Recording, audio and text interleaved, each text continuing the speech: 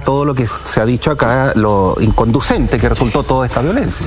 No sirvió para nada. ¿Quién fue Miguel Enríquez y la construcción del mito? A ver, bueno, ya se dijo un poco cuáles son sus orígenes sociales, digamos. Él es de clase media profesional penquista, a propósito de Concepción y Santiago. Ajá.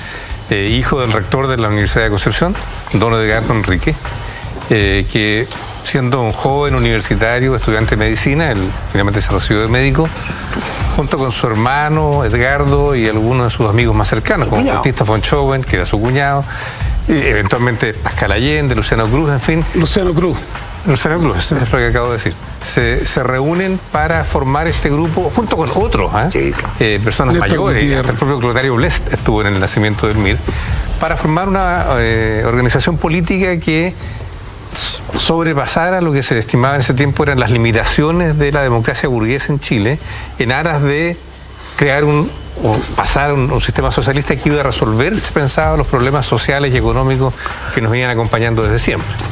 Ese es Miguel Enríquez, pero yo quisiera referirme un poco a este tema de la violencia que se habla aquí, marcando un matiz con mis colegas, porque escuchando a Julio Retamal, escuchando a Rafael Sagredo, uno podría pensar que la violencia es un atributo de un periodo específico de la historia de Chile. No. Ese periodo que surge con el agotamiento del modelo de desarrollo hacia adentro de los 50 y remata en la dictadura.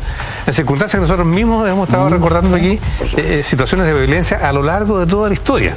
O sea, yo diría que la violencia es parte de la historia, es parte de la convivencia política de todos los pueblos, de todas las sociedades. Toma distintas formas y expresiones según la época, pero no es como que hay épocas así absolutamente pacíficas y épocas absolutamente violentas. Ahora, en la época de los 60 y de los 70 y de los 80 se exacerba la violencia porque las diferencias políticas se plantean en un terreno casi bélico, ¿no? Si vamos a imponer un sistema distinto, no puede ser sino por la vía de las armas, porque de otra forma los poderes fácticos no lo van a permitir.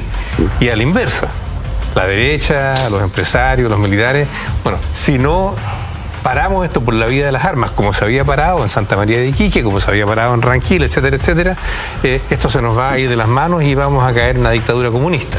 Entonces, se instala una lógica de guerra que no es solo de Chile, es del mundo en esos años, que vive en la Guerra Fría. claro, Que solo no se convierte en guerra caliente por el temor, digamos, a la autodestrucción mutua de la Unión Soviética y de Estados Unidos, que están, en el caso nuestro, sobre todo Estados Unidos, detrás de estas posturas radicalizadas.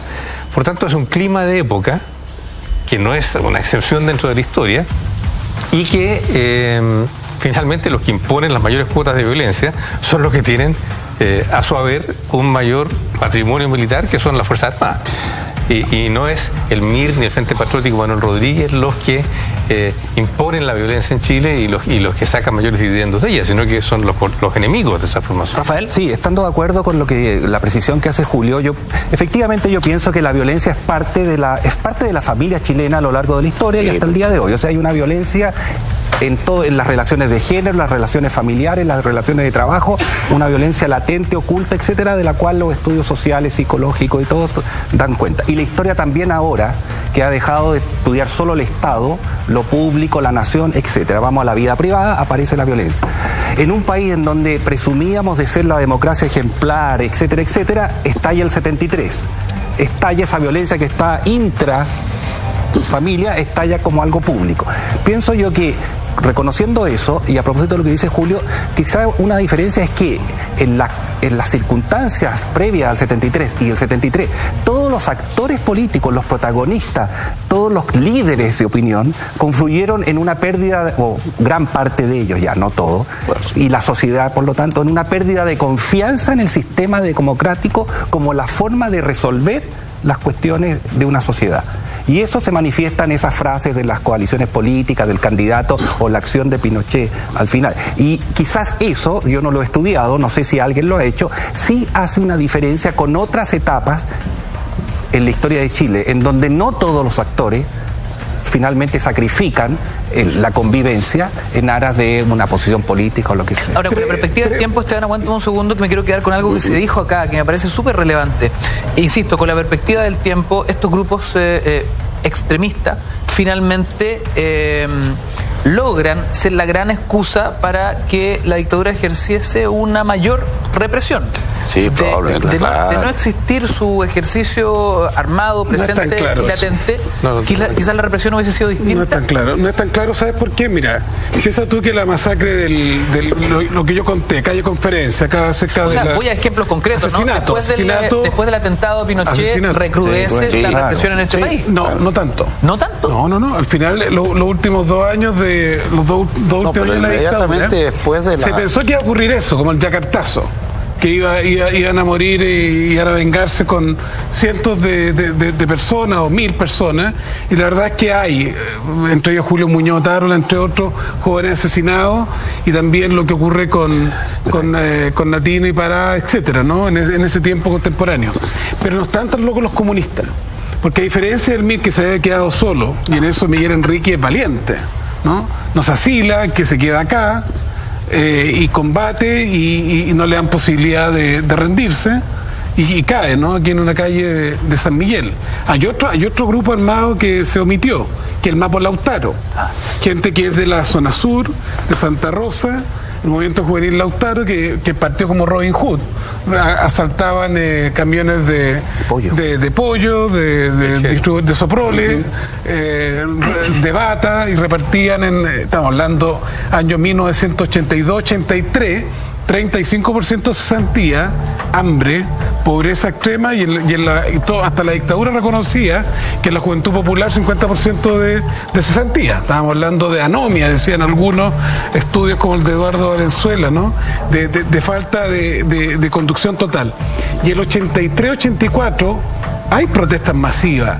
Yo estuve como dirigente estudiantil con Gustavo Lee en reuniones de la Asamblea de Civilidad, con los mismos dirigentes que habían actuado contra Allende, con Podlech, con León Vilarino.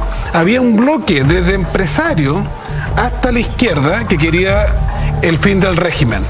Y en ese contexto se crea el Frente, es decir, no era solo, y recuerda que hasta Santo Tomás en su Suma Teología dice que el tiranicidio y el levantamiento y la sublevación tienen niveles de legitimidad en ciertos contextos. ¿Ayudó? ¿No ayudó? Creo que es contrahistoria. Profesor, una acotación a lo que dijiste tú al final. Yo creo que estas formaciones armadas, hay que decir también de que el Partido Comunista y el Frente Manuel Rodríguez no son exactos. El Frente Manuel Rodríguez no es todo el Partido Comunista. Pero una decisión del PC. Y el partido lo crea como un aparato, digamos, dentro del partido, pero hay dirigentes de sectores que siempre tienen mucha desconfianza respecto de esta incursión en un terreno que el Partido Comunista chileno nunca había transitado, y finalmente terminan rompiéndose. Claro. Solo para aclarar de que el Partido Comunista no se transforma de la noche a la mañana en una organización armada, sino que da origen a un grupo armado, pero que ellos lo visualizan siempre como un apoyo a una transición a la democracia que va a ser más política que militar. En eso hay una diferencia con el MIR. El MIR sí pensaba en una guerra formal, digamos, entre un ejército popular y las Fuerzas Armadas formales. Eso es un tema. Lo otro, tú dices, bueno, finalmente estas organizaciones armadas permitieron que la dictadura de Pinochet siguiera justificando la represión hasta el final. Yo creo que fue un pretexto. Yo creo que el verdadero enemigo, y en esto los militares son muy claros, digamos, saben identificar muy bien dónde está el peligro real y dónde está el peligro aparente. Y el peligro real en Chile no estaba en el MIR ni en el Frente Manuel Rodríguez en los 80, estaba en la Unidad Popular, y en lo que anunció la Unidad Popular como posibilidad de una sustitución del capitalismo por el socialismo. El peligro estaba en una masa popular que estaba enormemente movilizada, que tenía una tradición sindical y organizativa y partidista muy fuerte, y que podía constituirse en un factor de ruptura social profunda. Pero vuelve a lo mismo, ¿no? Esa represión se justificaba en torno a ese fue el enemigo de verdad, y eso es lo que se quiso cortar con el despliegue represivo inicial, y después, para prolongar esta situación en el tiempo, bueno, sirvieron estas organizaciones armadas, las cuales les permitían decir, la guerra sigue, no ha terminado la guerra. Profesor Retamal.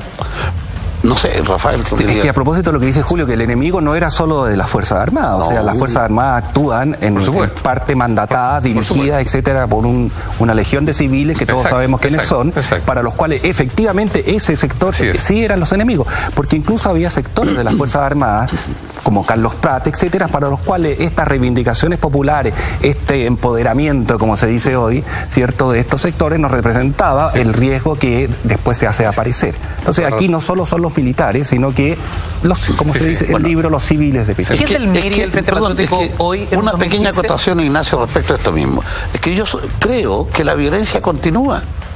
O sea, al contrario, o sea, creo que el golpe militar, la toma por los militares del año 73, lo único que hace es capitalizar una violencia que continúa dentro del régimen de Pinochet y que continúa en el otro lado también. Entonces esa violencia no está apaciguada, no ha terminado. Chile todavía es un país violento. Ahora, puede ser menos violento, puede ser menos expresiva la violencia. A lo mejor la violencia ya ni siquiera es ideológica, no lo sé. Pero que Chile es un país violento está aquí. ¿Estás de acuerdo con mostrado. el análisis del profesor Retamal? Parcialmente, porque hay tres violencias estructurales que antes no tenían solución, que generaron mucha violencia. A ver. La falta de vivienda digna. Ajá. O sea, el Estado no respondía. Entonces la gente tuvo que tomarse una y otra vez y exigir, y eso fue así. Se desbandó legítimamente. Porque el Estado, mira, siempre se idealiza la vieja democracia. A mí yo tengo una discrepancia con algunos enfoques en eso. Se idealiza. La antigua democracia construía muy pocas viviendas. La antigua democracia era para los que éramos privilegiados y que los padres trabajaban en las empresas públicas o eran parte de las cajas privadas. Pero se hacían algunas experiencias de vivienda de alto nivel, la Villa Portales, la Villa Olímpica, la Villa Frey, pero la mayoría de los sectores populares, inmigración del campo a la ciudad, no tenía respuesta estatal. Operación Sitio, toma de terreno, fue hecha por la propia comunidad. Vivienda digna, ¿los eso otros dos existe. focos? Hoy día existe la desigualdad social y el problema de las autonomías territoriales y el conflicto mapuche, ¿no? Y hay los dos lugares de mayor violencia como la podemos apreciar. ¿Por qué hay tanta huelga ilegal en Chile? Es huelga ilegal de los funcionarios públicos, de los contratistas, de Codelco, porque en otras partes del mundo la población es 70% planta, 30% contratista. En Chile al revés, porque hay desigualdad. Y eso es